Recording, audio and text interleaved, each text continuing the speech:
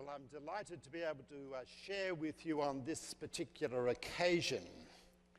I'll just wait on a moment. Thank you, Doug, for your very kind introduction. I love seeing the Australian flag, but I've got this curious message from the Australian Embassy that they're missing a flag. I'm sure there's no connection. Well, let's begin with a word of prayer. Our gracious God, I just give you thanks that you are the living God who acts to save. You did in the past, you're doing it right now, and you'll do it in the future. And I just pray that what I say now may please you and build up your people with thankfulness for your gracious love towards us. For it's in Christ's name I pray this. Amen.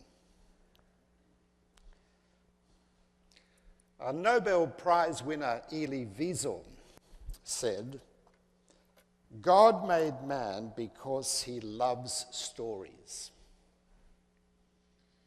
And so do we, don't we?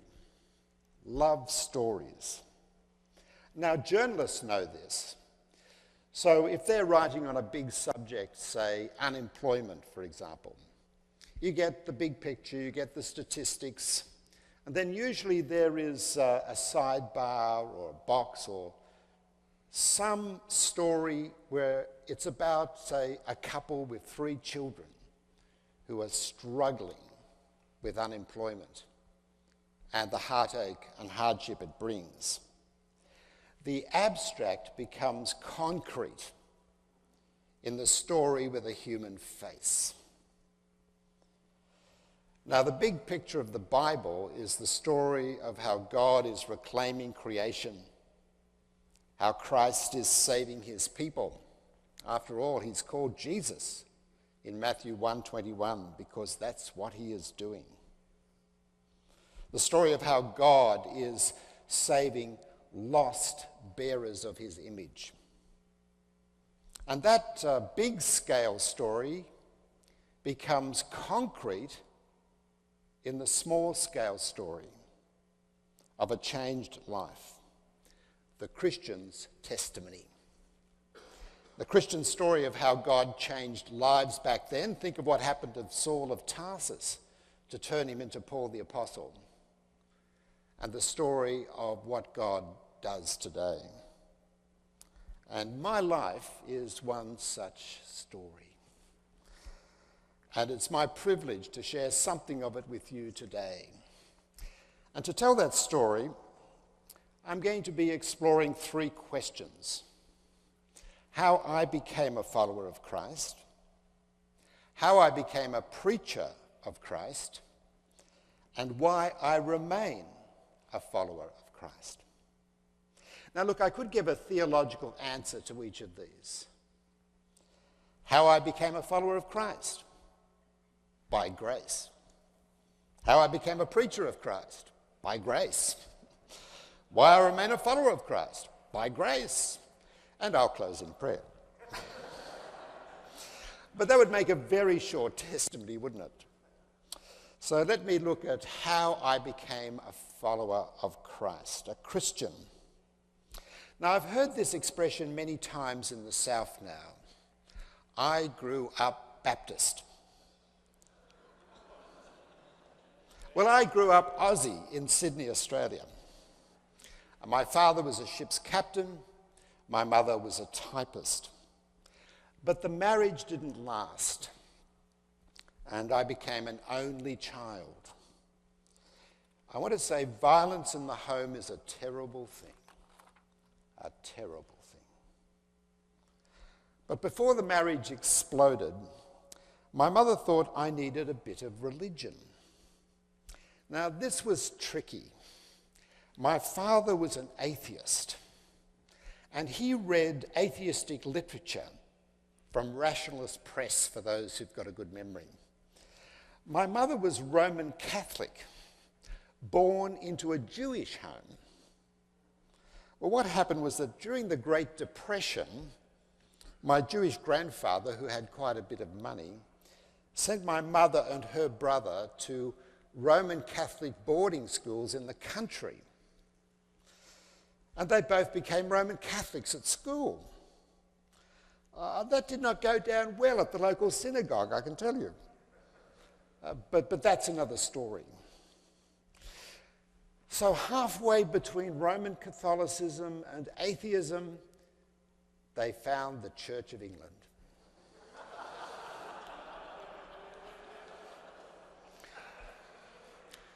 These days it's called the Anglican Church of Australia. And so at the age of 7, it took a while for them to sort this out, I was baptised.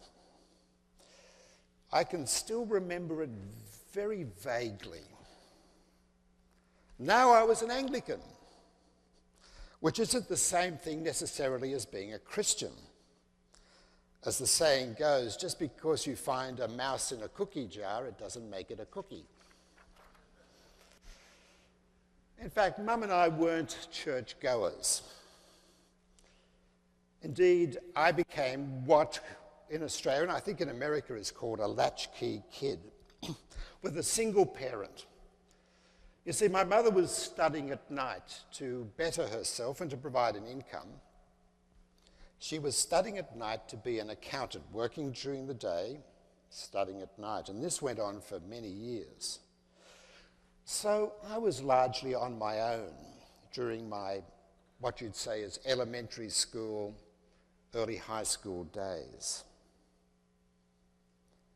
And I could get up to mischief. But happily, the police only came 3 times to check things out.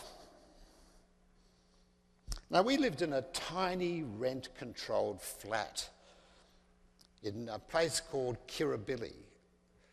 Now, Kirribilli faces across the water of Sydney Harbour, the Opera House on the left, the Harbour Bridge on the right, and Circular Quay with its ferries in the middle. And that's the view I had from my bedroom in this tiny rent-controlled flat. And not that I appreciated it at all. We grew up poor, or at least I was growing up poor, and there were nights when I went to bed hungry, and I know what it is to have creditors banging on the door and you're alone behind that door, and the threats of the police being sent to collect the money being said through the door, while my mum was away studying. Now, not much was happening religiously, and that was the case right up into high school. Although I did go to a nearby Anglican church for a while in my early teens, I went to an all-boys high school, you see, because I wanted to explore my feminine side. Her name was Judy. But it didn't last. I was a pretty useless boyfriend, or as we'd say in Australia, I was a bit of a drongo back in those days, just too immature. Now, I must say that my first day in high school, year 7, because that high school went from year 7 to year 12, which is typical in Australia, not having, middle schools and things of that nature, or junior high. That first day was highly significant. So all the year 7s on their first day are on the parade ground, and the headmaster is going to address us and all that stuff. And the boy next to me turned to me and said, "Look, my name is Denver." Whoops. Now, I thought this was so funny. An Australian called Denver. So I told him that my name was Utah. Now, he was not happy weeks later to find out that I was a bull artist. In Australian speak, that's someone who strings people along with stories, as a bit of a lark. Now, Denver was Mr. Athlete. He could run, he could jump, he could throw the shot put, he could throw the discus, he had biceps. As for me, I was Mr. Nerd and fat. I mean, fat. I mean, think of a large beach ball with arms and legs that could talk. But I could not only talk, I could eat. Now, Denver and I had this love-hate thing going all through nearly all of high school. For example, I did get a second girlfriend. I went with her to the school dance. It was Denver who took her home. We were what these days you'd call frenemies. I took up weights and I took up sport, in part to get big enough and strong enough to straighten Denver out someday. And I grew tall. And over time I became the school shot put champion and played rugby. I've got a fractured cheekbone to prove that. I played varsity water polo, which is all terrorism under the water, believe me. Now, the rivalry between Denver and myself reached its climax in our last year of school. And it was on big time. We agreed to meet in the maths room at lunchtime and fight it out definitively. And so there we met and there we fought. And I had him in a pile driver for wrestling fans, and I was trying to put his head through the desk when the maths master walked in and declared us to be naughty boys, and that was the end of that. Now, a short time later, this obnoxious Denver told me that Christ had changed his life and that he now loved me and he could change my life too. This was weird to me, but he was clearly a different person. He was clearly a changed person. And incidentally, he went on to become a missionary later in life. Now, all this I found very awkward because I used to enjoy making fun of Christians at school. Now, to speak tongue-in-cheek for a moment, I don't recommend making fun of Christians because they start praying for you and they start inviting you to meetings. So I was invited to the Christian group that met on the high school campus. I didn't know there was such a thing. But there was. It was called ISCF, Interschool Christian Fellowship. So I went. It was a testimony occasion. And I was so bored. People told stories of how they stole some money from mum's purse and felt guilty and turned to Christ, and things had been different ever since. And it just struck me this was hardly grand larceny. It was an open meeting, and anyone could testify, so I did. I strode down the front and gave my story. Well, actually, it wasn't mine. I'd seen an American movie on TV not long before, and it had a religious scene in which the main character goes out to a clearing in the woods and kneels down and has some kind of experience of divine enlightenment. Remember, I was a bull artist. And since I was in the school debating team, amongst other things, I had no problems in front of an audience. What a mistake. They all knew I wasn't a Christian then and started praying for me even more earnestly, and more invitations came in. Next, Denver asked me to a meeting at his church, the church where he had encountered Christ, he said. And look, I strung him along. I had a sick grandmother, and I couldn't come. Actually, I hadn't seen my grandmother for quite a time, but it got to a stage where either she had to get well or fall off the perch like a dead parrot. You know, she either had to die, and if I had to give a story about how she died, then the funeral's only once, so I couldn't keep stalling. So eventually I just had to take his testimony seriously, and I accepted the invitation to go along to this church for a special meeting. It was a Plymouth Brethren assembly. In that sort of church, there are no ordained pastors. And that night, I came to Christ, and I got a wife.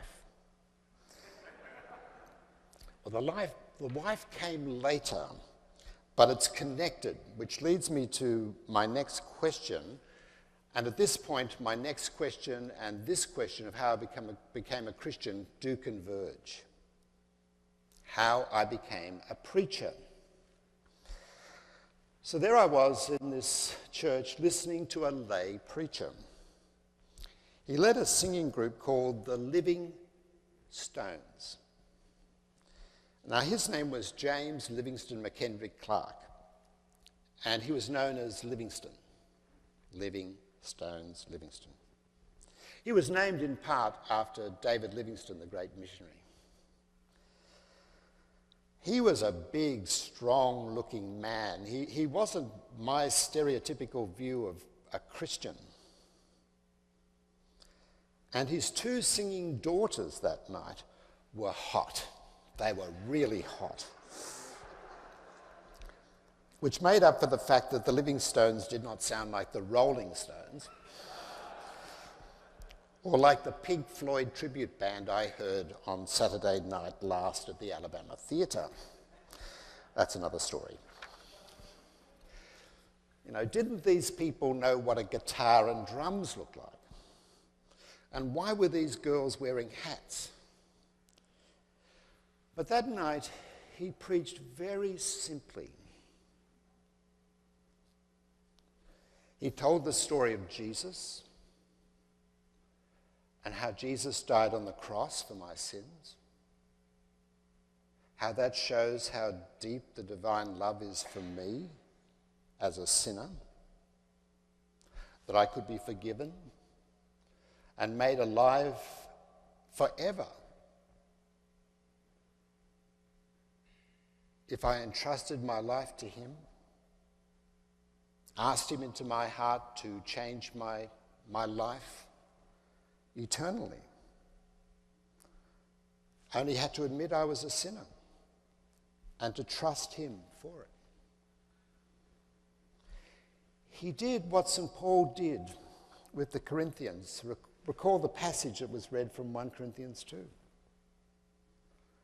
And I, when I came to you, brothers, did not come proclaiming to you the testimony of God with lofty speech or wisdom, for I decided to know nothing among you except Jesus Christ and him crucified. And I was with you in weakness and in fear and much trembling. And my speech and my message were not in plausible words of wisdom, but in demonstration of the Spirit and of power, so that your faith might not rest in the wisdom of man, but in the power of God. And something else happened that night as he was speaking. He mentioned in passing that there was a big football match going on in Sydney, and I was aware of that. And that there were some 65,000 people in this stadium watching it. But in the church, there were only 100 or so people listening to the greatest news humanity could ever hear. And he choked up. I started to listen. I thought, this bloke really means it. And since he wasn't wearing a clerical collar, he wasn't being paid to say these things. I had a very cynical view of clergy, and I wonder if it's an attitude I'd picked up from my father when I was a child. Well, that night, I knelt by my bed, and I prayed the sort of prayer the preacher had mentioned. And I prayed it somewhat mockingly. And then I got really angry, and I don't know where that came from. And I gave God a good piece of my mind. about how, if he was there, he had stuffed the world up and forsaken it.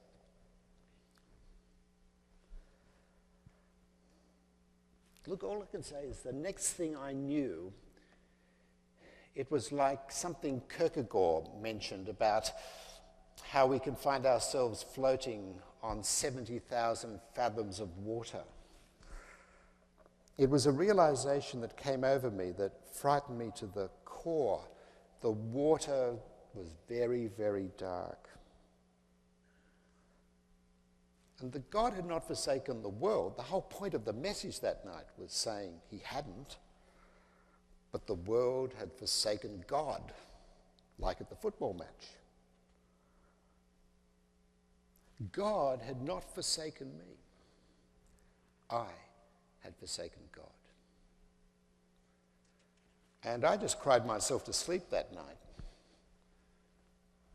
as an 18-year-old. And I just cried, "Don't forsake me."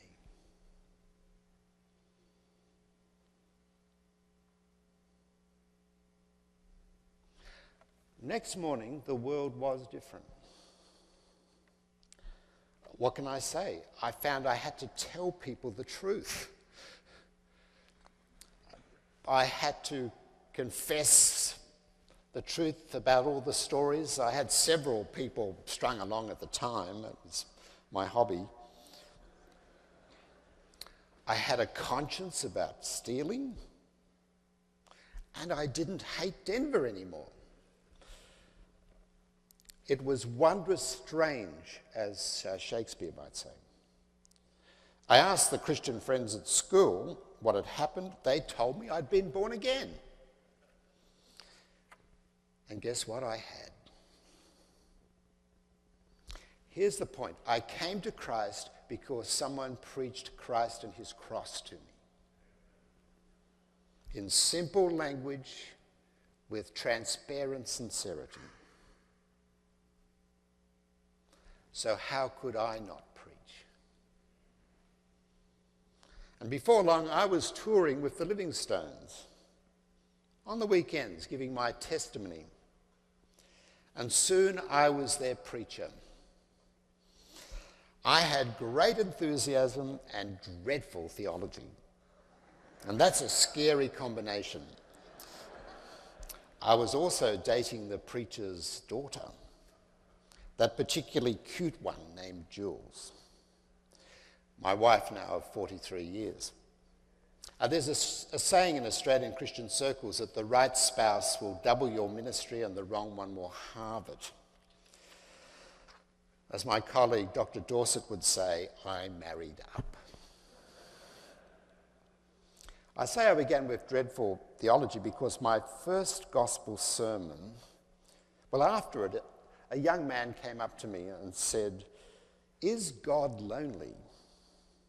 I must have given him the impression, as it were, I was representing God for eHarmony or something like that. So I decided, because I had another go the following week in the same venue, that I better read the Bible more carefully, and it does throw a lot of light on the gospel, let me assure you. So I preached a much more biblically informed message the following week, and that young man was converted and came to Christ. Friends, I enjoy teaching the Bible and theology, but I love preaching the gospel. As John Wesley said, offering Christ to the people. That great change took place in my life a long time ago, June 4th, 1967. So to my last question, why I remain a follower of Christ? Look, I could give reasons. I could give argumentative reasons, experiential reasons. However, here's the one that is the key one for me. I still have the sense of being a discoverer. Recall these brief parables that Jesus tells in Matthew 13. The kingdom of heaven is like treasure hidden in a field, which a man found and covered up. Then in his joy he goes and sells all that he has and buys that field. Again, The kingdom of heaven is like a merchant in search of fine pearls, who on finding one pearl of great value went and sold all that he had and bought it. At the heart of my following Christ, at the heart of my remaining a follower of Christ, is a value judgment. He is the treasure. He is the pearl. I had a talk with a bishop back in Sydney that solidified this for me.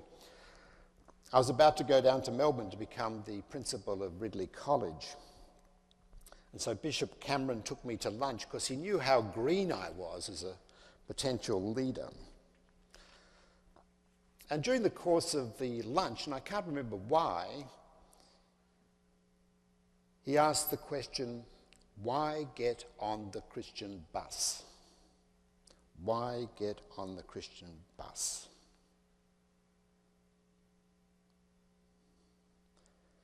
And his answer was, Christ is worth it. And as I've thought about that over the years, that's my story.